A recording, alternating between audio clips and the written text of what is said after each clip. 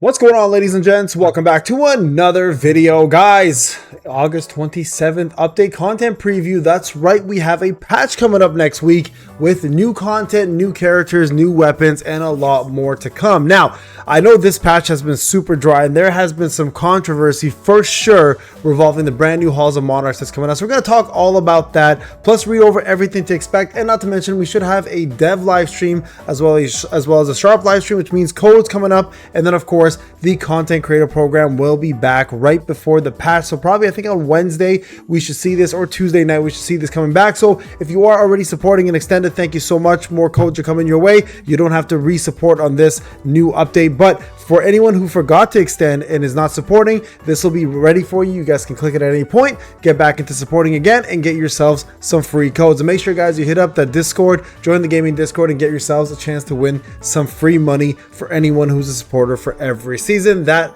giveaway will be going on very, very soon. All right, so we are pleased to share the news regarding the upcoming update on August the 27th. Of course, they're going to be introducing the next What If character, the Memorial Hunter, the Light Attribute Support, Lee Jo-hee, Pilgrim of the Labyrinth. Now, this was interesting because when I read this the first time, it said the Light Attribute Support. What? Please tell me that's a mistake, because she's supposed to be a buster. All right, anyways, we have prepared news on the release of the new elemental infusion blade, Spirit Blade Snowstorm, which will add chill to the battle. Additionally, they're going to talk more about the new various system improvements, including the preview of a Hall of Monarchs. Now, again, as mentioned before, she is supposed to be, in fact, a buster. So you guys can see right away, really cool looking. I like the fact that they show the old Jo-hee and it's all cracked mirrors. You know, she's kind of like, this girl looks way more confident than this crazy girl. This one just trauma up the wazoo and could never recover. This girl looks like she's just seen too much trauma and just smiling away. So great look, good design, not overly sexualized, which I applaud them for. And here you guys can see here Lee Jo-hee, Pilgrim of the Labyrinth, and it does in fact say Light Buster. So guys, don't read this and believe it. She actually is a Light Buster. She is going to be light-based attack magic. Lee Jo-hee from a Forgotten World. She has lost her companions to the double gate that appeared during a double raid. So same kind of scenario. Her sole purpose now is to save the people beyond the gate. And you guys can see here, flashy light combat, basic skill specialization, burst specialist, possesses light elemental burst skills, and she's supposed to be working with, that's right, Akari and Antoine Martinez. So the last patch, they said that she's supposed to be working with the Akari, and what was her name again? Laura. And I'm like, what?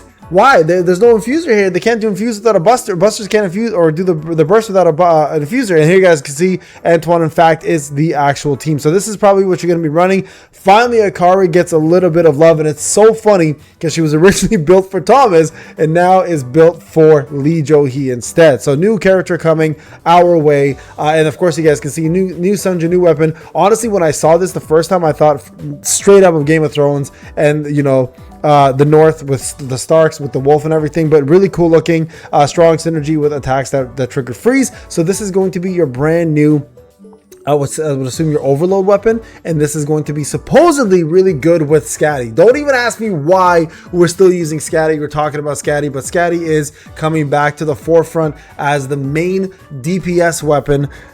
At least I have an A9 version on my I think it's A9 on my free to play. So paid it when it's maxed out, obviously, and we know nobody uses this weapon, so there's a reason to use it now. Okay, so Spirit Blade is coming your way, and then Hunters and Sunja new weapon buffs are coming as well too. So you guys can see she's being remade into a Buster support Akari, and then you can see Laura's also getting a buff.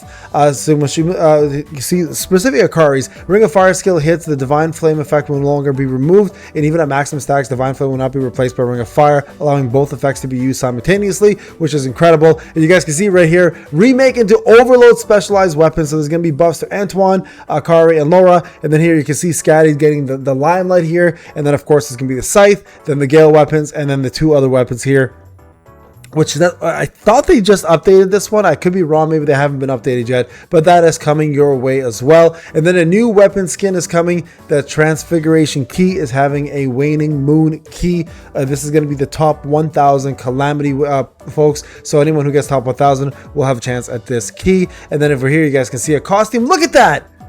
A normal costume. Thank you, devs.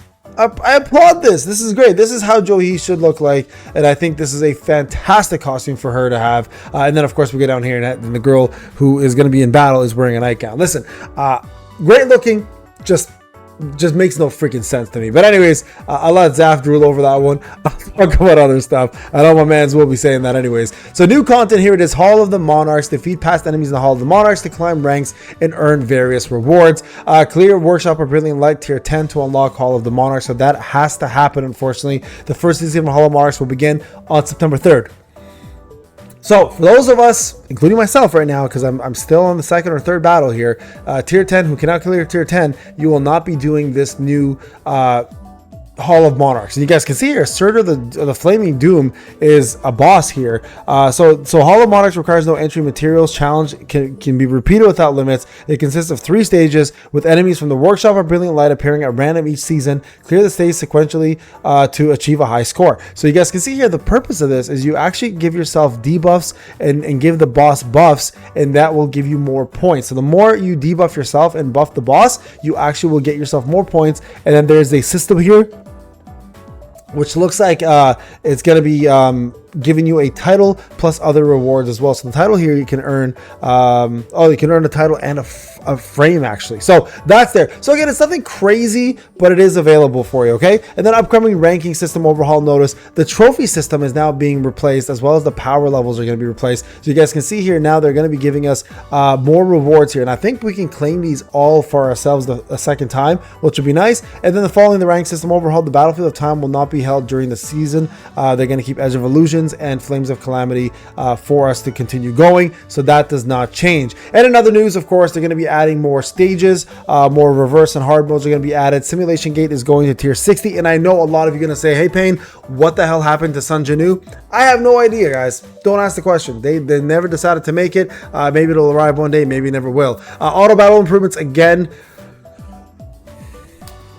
Listen, I don't think they can get it right. It's just auto battles to me is just as bad as mobile, optimization. It just doesn't seem to be able to happen. So I'm not holding my breath on that one. Artifact team fight effect buffs. You guys can see class exclusive effects will be buffs. So hunters who gain greater effects can use them in team fights. And then of course, guild boss recommendation, elemental rotation is being fixed. So it is going to be fixed light, and then it's going to go from water to dark to fire. It's going to rotate like that. I believe it's every week in this case, or maybe every 2 weeks. And then I think it's every week actually. And then guild improvement, reset fee funds are happening, and at the end of the season of the Crossroads, various events will be starting soon. Participate in upcoming events to earn legendary ruins, blessing stones, and special summer photo album of the girls in their bikinis and outfits and everything else that comes along with that. So there you guys go. That is the update. So don't forget, guys, to leave a like, subscribe, hit those notifications, and we have some things to look forward to. Some new content.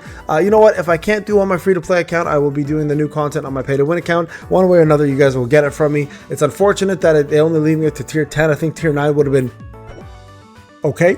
I guess I'm wrong, right? So it leaves out a lot of players, and this is the controversy I'm referring to. Like the new content coming out, a lot of players can't even do it, let alone enter it, because they haven't finished tier 10. And hey, you know what? It is what it is. I know a lot of people are mad. I'm not overly fond of that idea either. I think they should have done tier 8 to tier 10. People who did it there can at least participate and try it at the very least, instead of making it all tier 10. Because at the end of the day, anyone who finishes tier 10 and you know can do it with ease is going to be getting the most amount of points anyway. So why not let the rest of the community still join in? And you know what? Let them get low points or no points. At least they get a chance to try the new content rather than feeling completely left out. All right, guys, let me know what you think in the comment section. Thank you so much for watching. I'll see you guys in the next video. Take care.